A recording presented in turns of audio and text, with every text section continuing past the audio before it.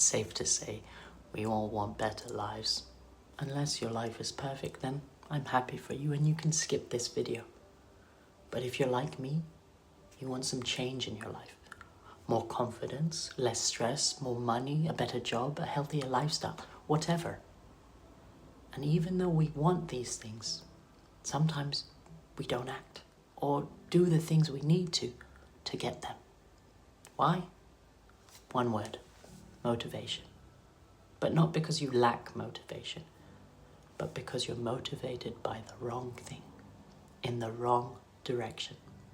We tend to think of motivation as one thing, like either you have it or you don't. But what if we were to divide it into two? Avoidance motivation and approach motivation. Let's explain this simply. Let's start with avoidance motivation. The type of motivation that's driven by fear, protection, and, well, avoidance. It's natural. You want to avoid pain, avoid discomfort, avoid failure, embarrassment, avoid uncertainty. You don't want to mess this up, to feel stressed, to look stupid. You're trying to get away from something uncomfortable because your brain is prioritizing safety. It's not powered by what you want, but what you don't want. So what's approach motivation powered by? You guessed it, by something you do want, powered by excitement and curiosity. You want more growth, progress, meaning.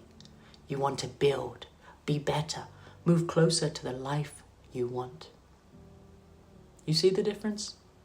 It's the difference between managing and excelling, between staying still and moving, between anxiety and excitement. And don't get me wrong, if you're being powered by approach motivation, there will be a little bit of uncertainty and nervousness present. Doing something out of your comfort zone comes with that.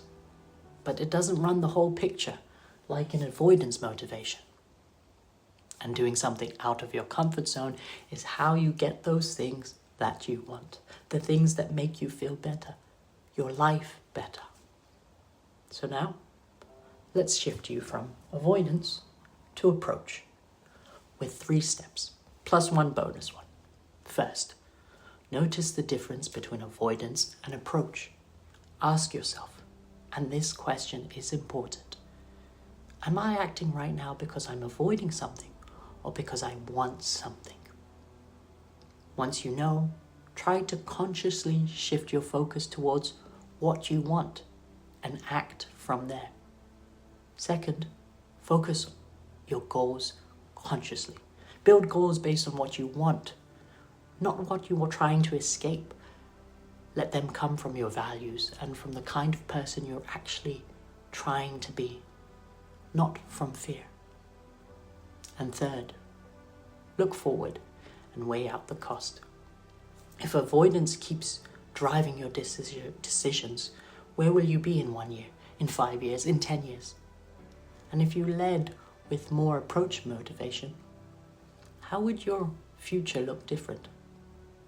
And here's the bonus one, because without this, approach motivation won't stick.